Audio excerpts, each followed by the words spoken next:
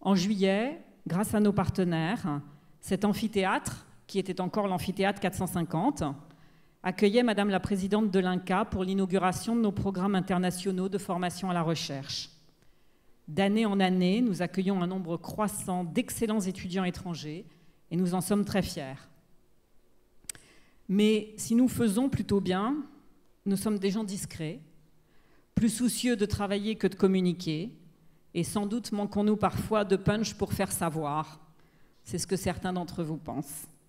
Donc, nous nous soignons, ce qui est le minimum d'une faculté de médecine, aujourd'hui par exemple. Mais cette explication n'est pas la seule.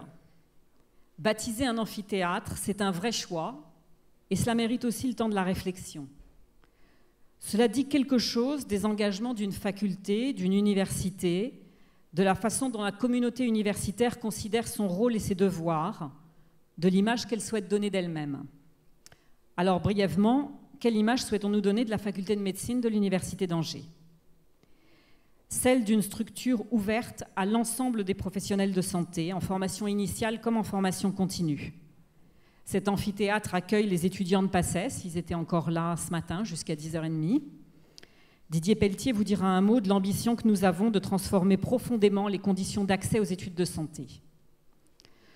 De nombreux thèmes sont communs aux médecins, aux sages-femmes, aux pharmaciens, aux autres professionnels et des formations interdisciplinaires sont nécessaires. Nous les développons. Nous souhaitons aussi donner l'image d'une faculté de médecine soucieuse de répondre aux besoins de santé de la population. Avec un décalage évidemment qui est lié à la durée de la formation, mais avec le souci constant que les médecins que nous formons répondent à la demande sociale, à celle de chaque individu dans la relation singulière qui le lie à son médecin et aux préoccupations collectives de santé publique dont le respect conditionne le maintien d'une solidarité. C'est ce que les Québécois appellent la responsabilité sociale des facultés de médecine et c'est un terme auquel nous sommes attachés. Enfin, et peut-être surtout, celle d'une faculté de médecine et d'une université absolument attachée à l'équité, à la tolérance, à la non-discrimination. Le choix du nom du premier amphi, qui est juste à votre droite, était Averroès, sur la proposition d'un des élus locaux membres du conseil de gestion de la faculté de médecine, et ce choix reconnaissait la diversité, la pluralité des sources qui irriguent la médecine actuelle. Le choix du nom de Simone Veil, merci encore madame, reconnaît l'engagement de nombreux professionnels de santé, des médecins, des sages-femmes, des infirmiers notamment, puis d'une partie croissante de la société, hommes et femmes, pour faire cesser une situation qui était devenue intolérable. Cet engagement a été porté courageusement et dans des conditions difficiles par une femme ministre de la Santé, Simone Veil. Grâce à elle, grâce à vous, Madame la Ministre, qui suivez cette inauguration sur Internet, aucun d'entre nous, ni aucun de nos étudiants, ne sera plus dans la situation de devoir choisir entre le respect de la loi et l'aide à une femme en situation de détresse. Une autre femme, également ministre de la Santé, a accepté d'être présente aujourd'hui et d'une certaine façon de représenter Madame Veil et ses engagements. Mesdames les ministres, Madame Bachelot, Madame Veil, merci.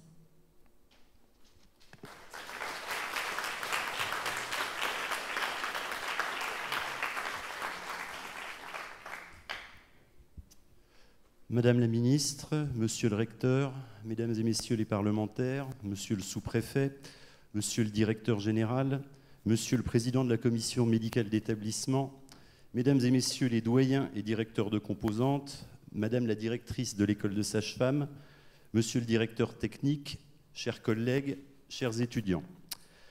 Permettez-moi tout d'abord de vous présenter les excuses du président Saint-André qui préside en ce moment même le conseil d'administration de notre établissement. En sa qualité de président, il sait combien les projets structurants pour l'Université d'Angers, comme la construction des amphithéâtres qui nous réunissent aujourd'hui, sont significatifs. En sa qualité d'ancien doyen de cette faculté de médecine, il est très sensible à l'aboutissement de projets qu'il a en partie initiés. La place de l'enseignement médical dans notre université pluridisciplinaire est significative à plus d'un titre. En évoquant le passé, il faut souligner que c'est bien l'école de médecine qui, en traversant les siècles, a fait le lien entre l'université médiévale et l'université recréée en 1971. À cette époque, c'est bien la volonté de conserver un enseignement médical à Angers, au sein de l'université en pleine renaissance, qui a conduit les collectivités locales et l'État à engager des travaux sur la rive de la Maine et ainsi inscrire dans la pierre et rendre encore plus visible la faculté de médecine. L'augmentation des effectifs étudiants, en partie due à l'attractivité de l'université d'Angers, a généré un besoin en locaux universitaires supplémentaires, auquel s'est ajoutée la problématique de première construction vieillissante. Pour répondre au triple enjeu de l'augmentation des effectifs, de la mise aux normes et de l'amélioration des conditions d'études, le contrat de projet 2007-2013 aboutira, au fil des réalisations immobilières, à une augmentation de 30% de surface des locaux universitaires pour une enveloppe représentant 60 millions d'euros, ce qui nous permettra de maintenir le niveau de qualité d'accueil des étudiants et de conditions de travail des équipes de recherche.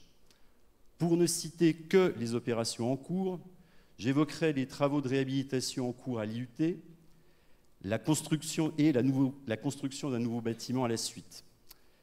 Les travaux d'extension de l'UFR Ingénierie du tourisme, du bâtiment et des services qui viennent de démarrer et permettront la livraison de 10 salles supplémentaires. Quant à notre école d'ingénieurs, l'Institut des sciences et techniques de l'ingénieur d'Angers, l'annexe en cours de réalisation offrira un espace de documentation et une nouvelle salle d'électrotechnique.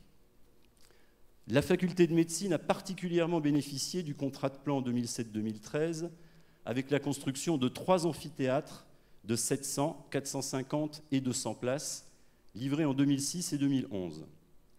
La poursuite du schéma directeur, toujours dans le cadre du contrat de plan en cours, va continuer à modifier le paysage du campus santé avec la restructuration de 4000 m² à destination de l'enseignement et de l'administration d'une part, et d'autre part la création d'un restaurant universitaire cafétéria de 350 places, ainsi que la restructuration des aménagements extérieurs.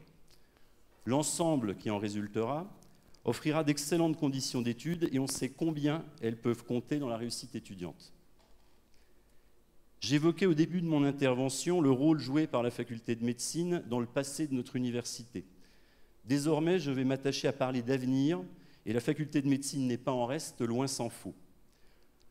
Aujourd'hui, notre première année commune aux études de santé accueille près de 1100 étudiants. L'attractivité de cette première année, conjuguée au numerus clausus total sur l'ensemble des filières, conduit à une sélection par l'échec. Celui-ci a un coût moral pour les individus qui, après un investissement lourd, échouent et repartent plus ou moins bien préparés vers d'autres orientations. Et il a également un coût financier pour la société, puisque ce retour en arrière allonge la durée moyenne des études. C'est pourquoi l'Université d'Angers travaille à la proposition d'une alternative expérimentale innovante que nous nommons Plurisanté. Ce projet, unique en France, propose de transformer l'entrée dans les filières de santé, mais également constitue une voie d'accès pluridisciplinaire au cursus de sciences, de droit-économie, de gestion et de psychologie, ainsi qu'à plusieurs cursus d'ingénieurs. Au final, le but est de proposer à chacun de nos étudiants un parcours de réussite. La mobilisation des équipes pédagogiques est très importante sur ce dossier, dont la traduction pour les étudiants devrait intervenir à compter de la rentrée 2015. L'Université d'Angers porte ce projet, mais les partenariats sont nombreux. Les 2 autres universités ligériennes et plusieurs autres établissements d'enseignement supérieur et de recherche de la région vont s'inscrire dans ce dispositif innovant. C'est là le signe d'une synergie régionale qui est depuis longtemps prégnante dans le domaine médical, tant au niveau formation que recherche. Qu'il s'agisse de la vidéotransmission des cours de première année d'études de santé, dont vous avez dans cet amphi l'équipement nécessaire à cette réalisation, de l'organisation d'un programme européen consacré aux études médicales, les JPEMS, Joint Programme for European Medical Studies, en partenariat avec l'Université de Nantes, ou encore du master Manimal qui s'inscrit dans le continuum santé homme-animal avec l'Université de Nantes, l'ESA et Oniris. la faculté de médecine a largement contribué à inscrire l'Université d'Angers dans le maillage scientifique territorial. Dans les réflexions en cours sur la communauté d'universités et d'établissements et le pôle universitaire angevin, ces partenariats sont véritablement porteurs de sens pour l'Université d'Angers. Pour conclure, et avant de laisser la parole à Monsieur le recteur, je salue et rends hommage à Simone Veil, dont le nom a été donné à cet amphithéâtre, lieu de transmission de connaissances et de valeurs. J'espère qu'il inspirera les aspirations et les réflexions des générations qui y séjourneront.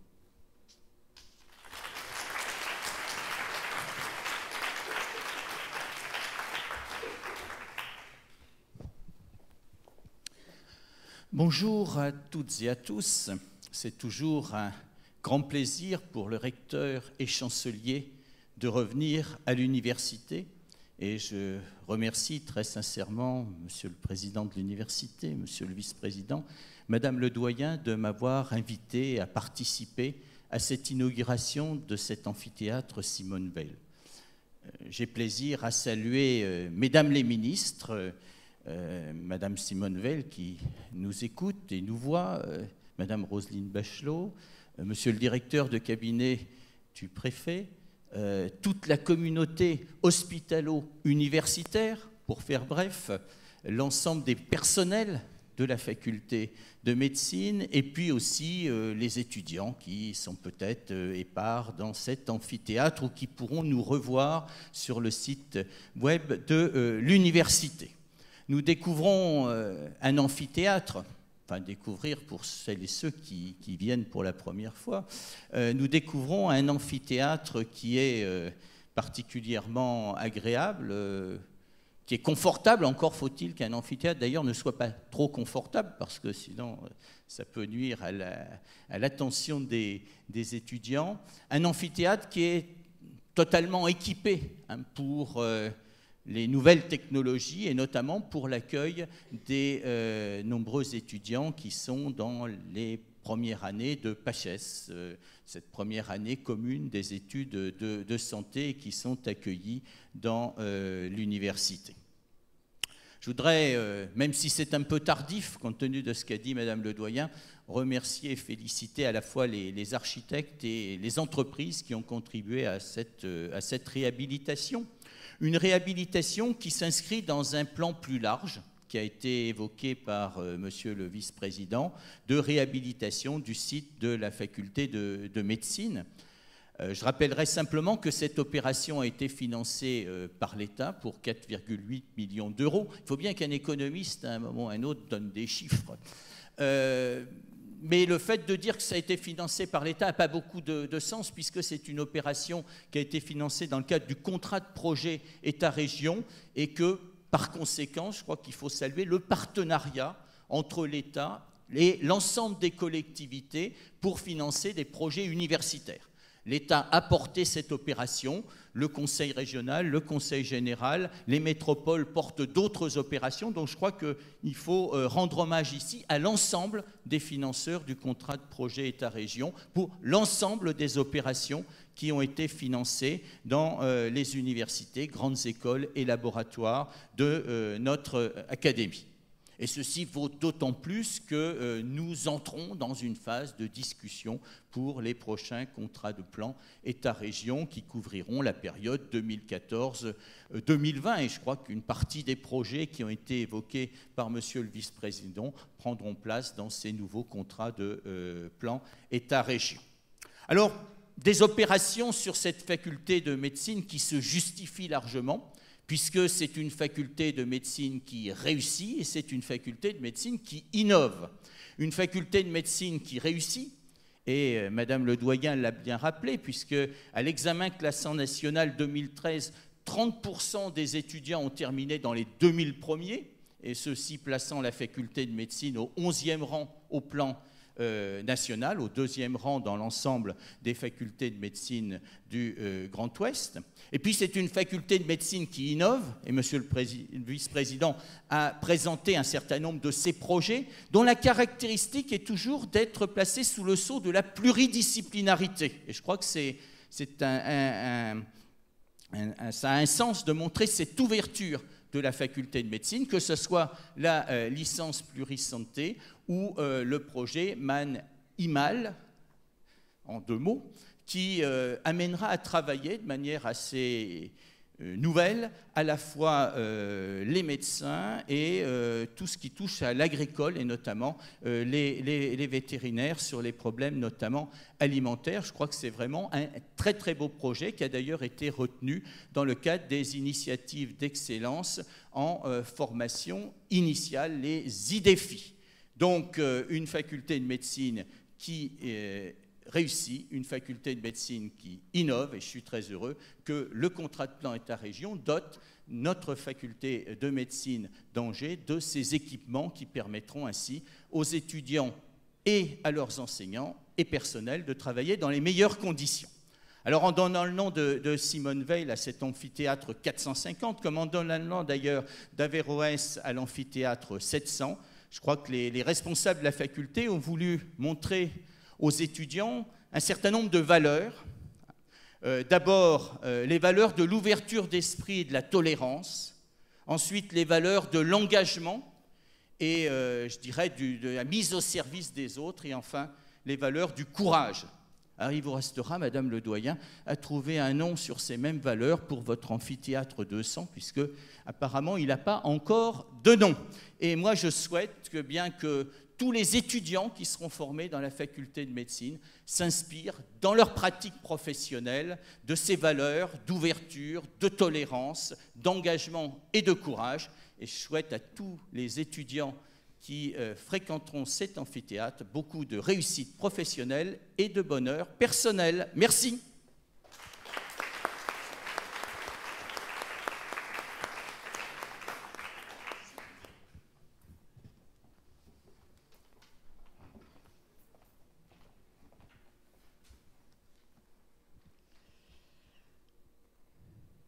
Chère Simone, qui nous écoutez à travers les airs, Monsieur le représentant du préfet, Monsieur le recteur, Monsieur le vice-président de l'université, Madame, moi qui suis pour la féminisation des titres, je vais vous appeler Madame la doyenne, chère Isabelle Richard, Monsieur le directeur général du CHU d'Angers, chère Yann, Madame la sénatrice, Monsieur le sénateur, chère Corinne, cher Daniel, je salue également les professeurs, EURS, EURES, les étudiants, les étudiantes et tout le personnel.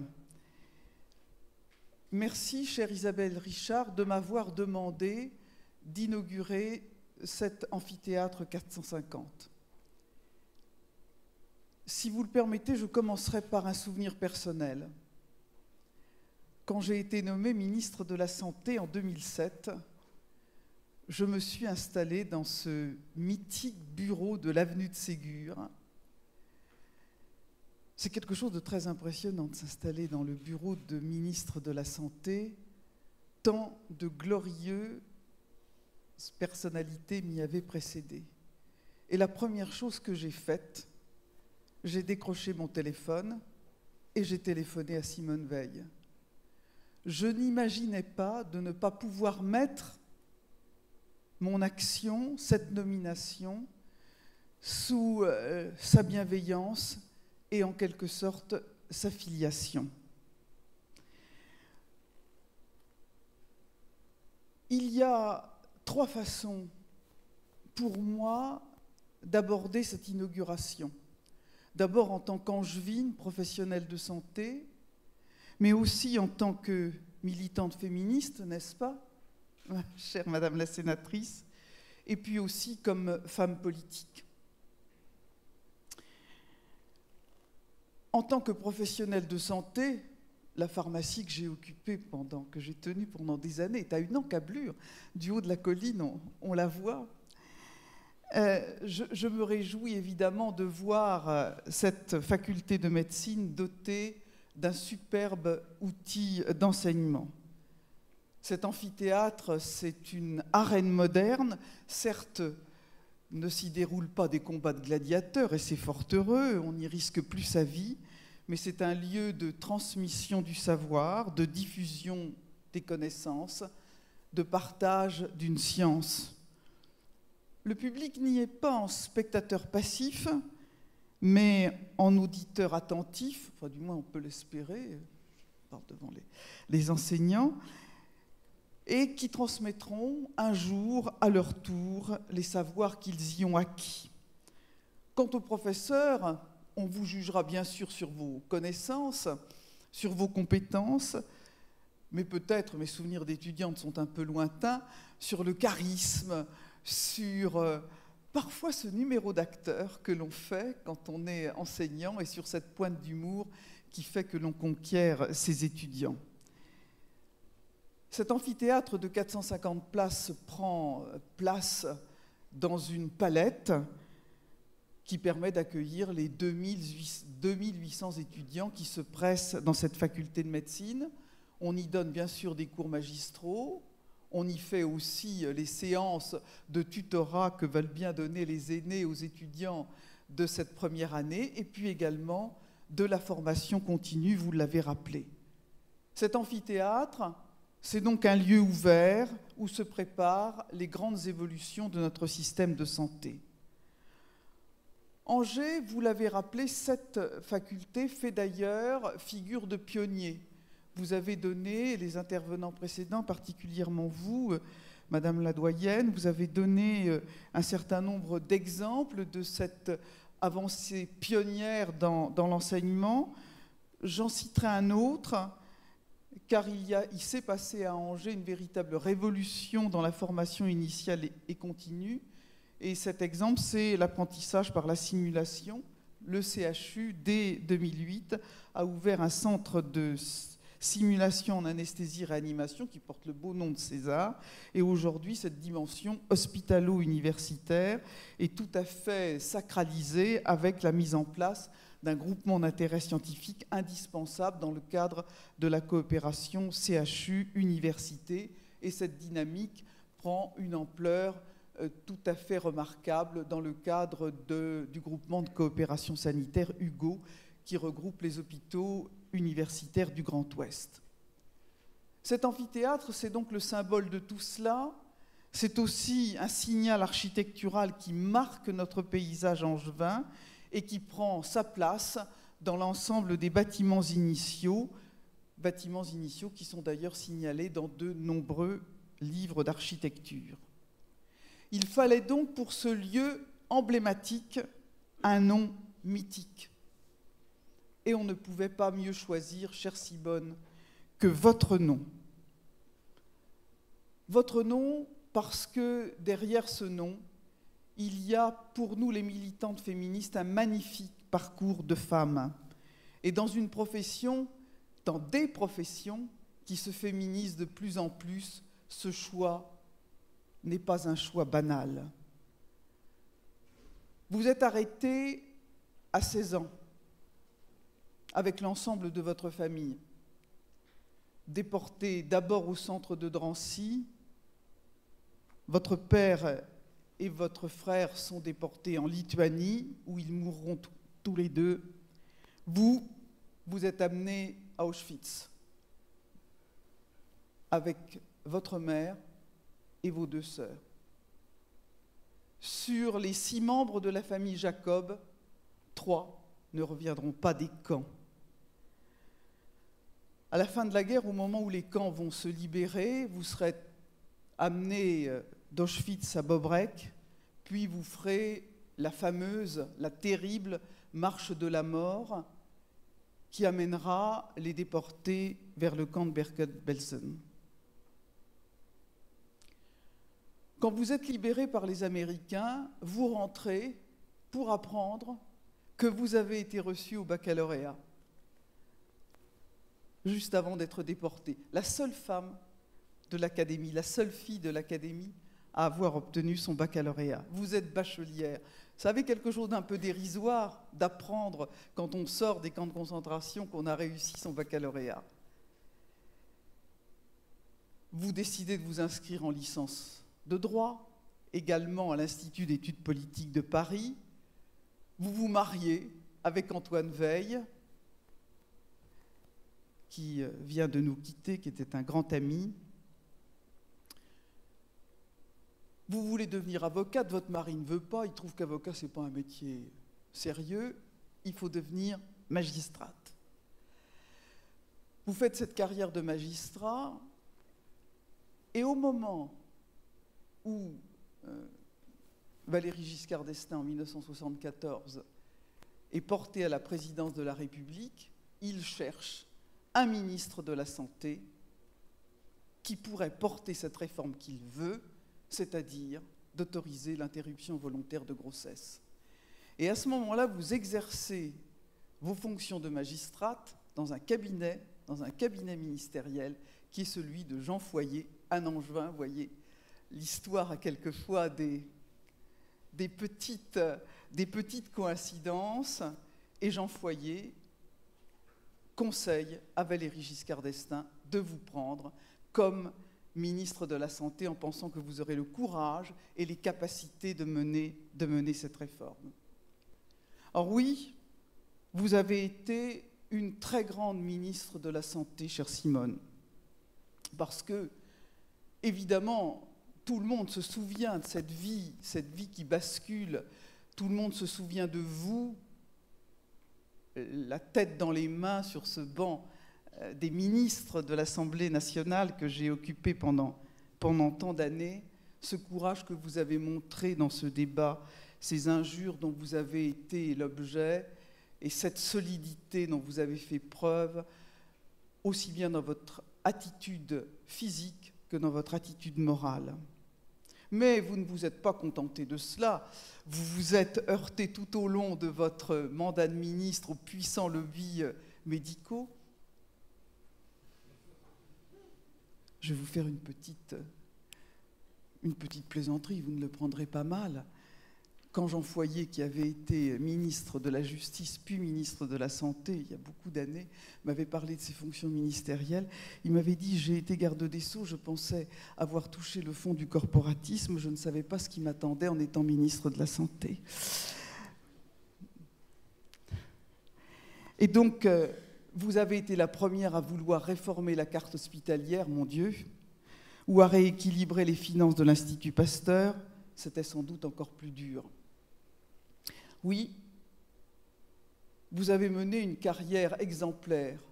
Ministre de la Santé, ministre de cette cause féministe. Vous serez ensuite présidente du Parlement européen. Vous serez ensuite membre du Conseil constitutionnel, puis enfin élue à l'Académie française.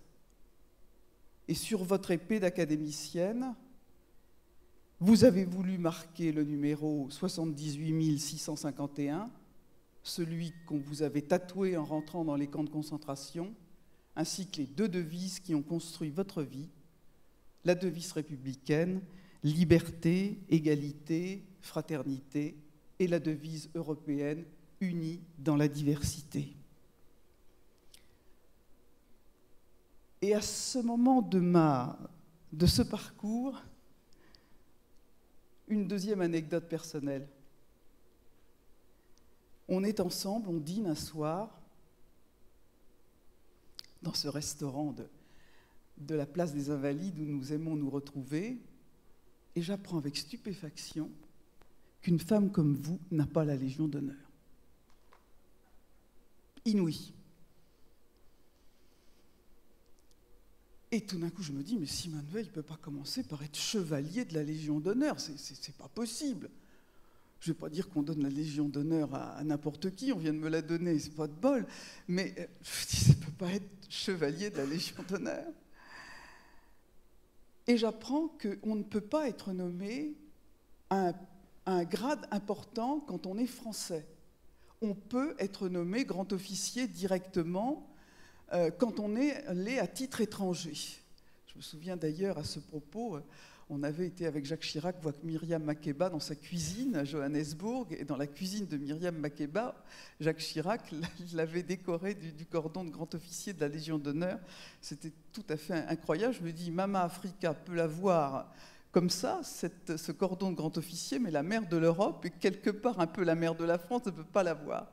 Et au Conseil des ministres, je prends mon courage à deux mains et je dis au président Nicolas Sarkozy, je lui dis, il faut changer. le mode d'attribution de la Légion d'honneur. Il faut qu'on puisse, pour des personnalités exceptionnelles, et en particulier pour Simone Veil, changer la loi. Et c'est ce qui a été fait, et c'est ce qui a permis à Simone d'être immédiatement nommée grand officier de la Légion d'honneur. Je pense qu'on aurait même pu créer un grade spécial pour elle. Oui, chère Simone, vous êtes une figure emblématique, et Jean d'Ormesson, dans le discours où il vous a reçu à l'Académie française, se demandait quelle était l'origine, quels étaient les secrets de votre popularité. Bien sûr, cela a été dit par les intervenants précédents, c'est votre attitude face au malheur, le courage. C'est d'avoir des convictions, mais jamais partisanes, et un modèle d'indépendance. Vous vous êtes opposé à Nicolas Sarkozy quand il a voulu créer le ministère de l'immigration et de l'identité nationale, mais vous vous étiez opposé de la même façon à Michel Rocard quand il avait voulu informatiser les fichiers des renseignements généraux. Vous êtes finalement une éternelle rebelle. Il y a de l'énigme en Simone Veil, une énigme claire et lumineuse, et aux jeunes qui viendront ici, à eux, de se saisir de cette énigme pour en faire un talisman. Merci.